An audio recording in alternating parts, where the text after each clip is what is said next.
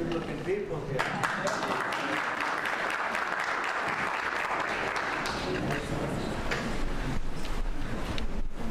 Should I do this?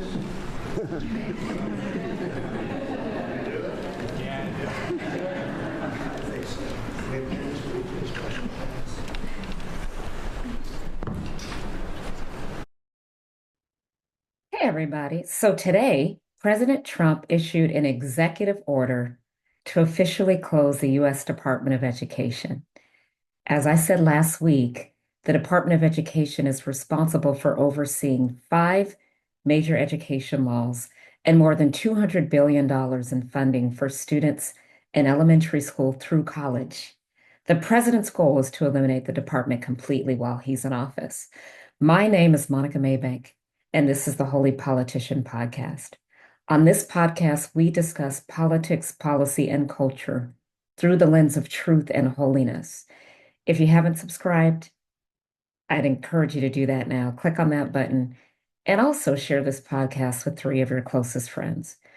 So the executive order to close the department states, quote, closing the Department of Education would provide children and their families the opportunity to escape a system that is failing them. Today, American reading and math scores are near historical lows.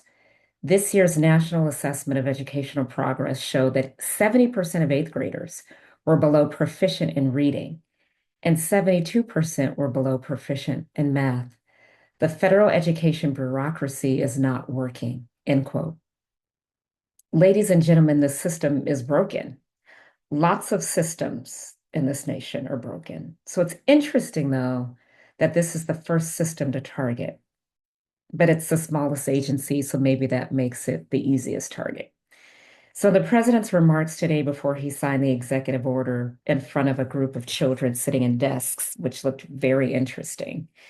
But before he signed the executive order, he mentioned that Pell Grants, Title I funding, and IDEA funding would be preserved in full. And so Pell Grants, as we know, or maybe we don't know, is free money that students get for college if they qualify. Title I funding is funding that is sent to low-performing schools across the country. These are typically schools that have a large proportion of students from low-income families. And then IDEA funding is students with disabilities. They benefit from that funding so that they can get their educational needs met.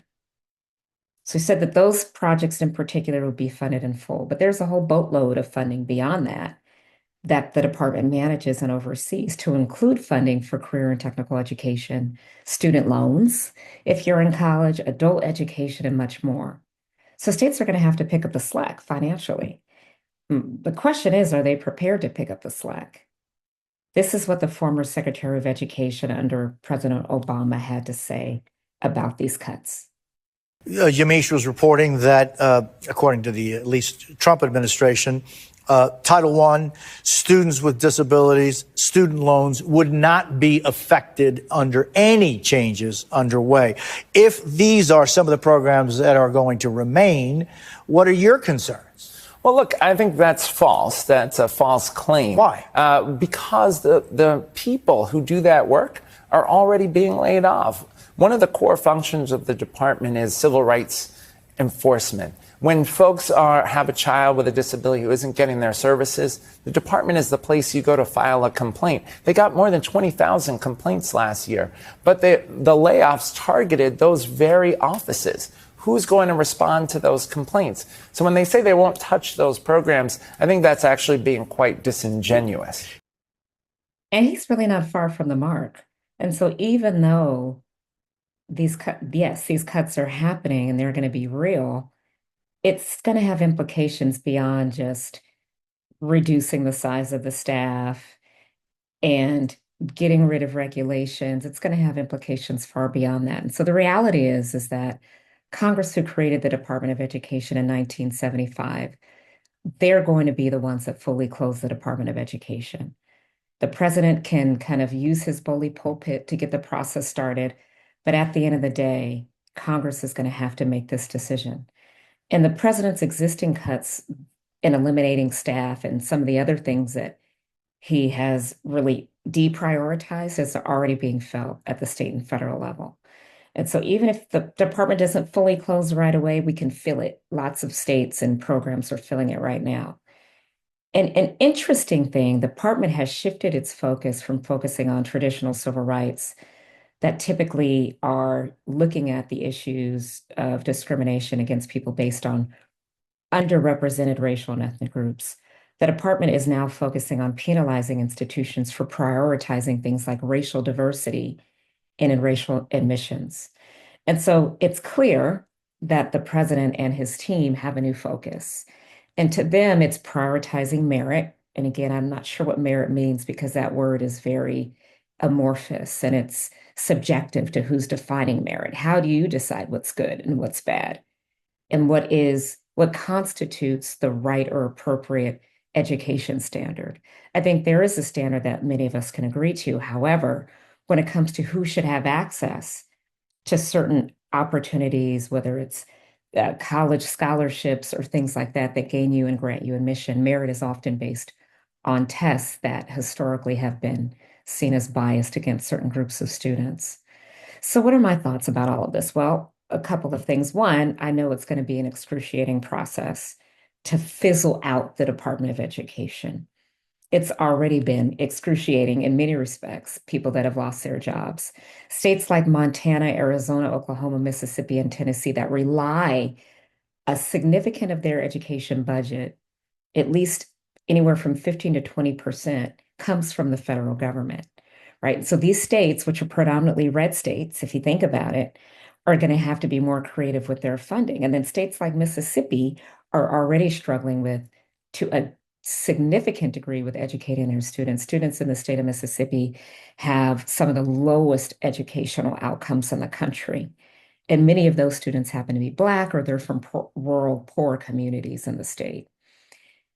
Another thing is, again, this is not going to happen overnight. Congress has to act on this and pass legislation that actually closes the Department of Education. So even though the president has a lot of these executive orders that are coming out right now down the pike, and this goes for any administration, a lot of this requires either congressional action or congressional oversight. A lot of these things are being litigated in court. So even though the president might issue an order, it's being fought and pushed back against in court. And many of the president's actions have not been bad, particularly when it comes to things like protecting women in sports, things like getting rid of this ideology on transgenderism. A lot of the things that the president is doing, things around immigration, a lot of those things, even though there could be a little bit more humanity instituted or applied to these actions, a lot of these things are actually benefiting our children and our children's children long term. And so Congress is going to need to act on this. And this requires a 60 vote threshold in the Senate. And right now, there are 53 Republicans in the Senate. And so if you need 7 Democrats or independents to vote with you, that's going to be hard to do. And that may not happen, to be honest. And so we don't need to be up in arms about the Department of Education closing because it hasn't closed yet. And it's not going to be something that happens overnight, and it's going to be very hard to accomplish a 60 vote threshold in the Senate. The next thing is the biggest impact that we're going to see from these efforts is a lack of a focus on traditional civil rights, as I mentioned before, which historically has been discrimination against students based on race. The Office for Civil Rights in the department has already been uprooted, and lots of attorneys that have worked on these issues in the past have been fired because there's a new sheriff in town. And that sheriff is concerned about white students and Asian students being discriminated against. The next thing is we're not going to see much guidance to states. And guidance is basically what states get that tell them how to implement the various parts or provisions within the law. And so states are going to have a lot of flexibility and freedom to dictate what they want out of this law, which could impact students good or bad. It remains to be seen. And then I don't care if the next president is a Democrat and tries to revert back, this impact is going to be felt for years to come. The very fact that half the department has been cut means that there's going to be impact for years to come. If I were you in the United States of America today, and if I had the means, I would send my children probably to a private school if I could afford it, or homeschool them if I had the luxury. Now, unfortunately, most parents don't have that luxury, so they entrust their children to the system. And in many respects, that system does their very best job in spite of the circumstances, right? Teachers are the absolute hardest workers on planet Earth. I don't care what anybody says. Teachers work harder for less dollars, less recognition and accommodations and accolades than I've ever seen in my life. Teachers in the state of Florida, where I live, I think their starting salary is like $53,000 a year, which is absurd because how can you survive off of a salary like that? Particularly if you're a single person. So many of the teachers that I have met in the state of Florida have multiple jobs, or they have a job on the side, or they have a side hustle, or they're doing something to supplement their income because how can you afford that even in Florida, right? So we need to do our best to support teachers, to pray over them, to keep them in our highest regard. If you know a teacher, thank them, pray for them, and also pray that parents will be educated so that they know how to provide their kids with the best educational opportunity that they can. And so that their kids are not indoctrinated in these institutions with faulty premises, things that are just not true based on science, based on fact, so that their kids really are getting and exposed to a quality education. So pray for the children and pray for the students. And remember that there's always things that are written between the lines that you don't know when it comes to federal policy. Thank you for tuning in. I'll see you next time.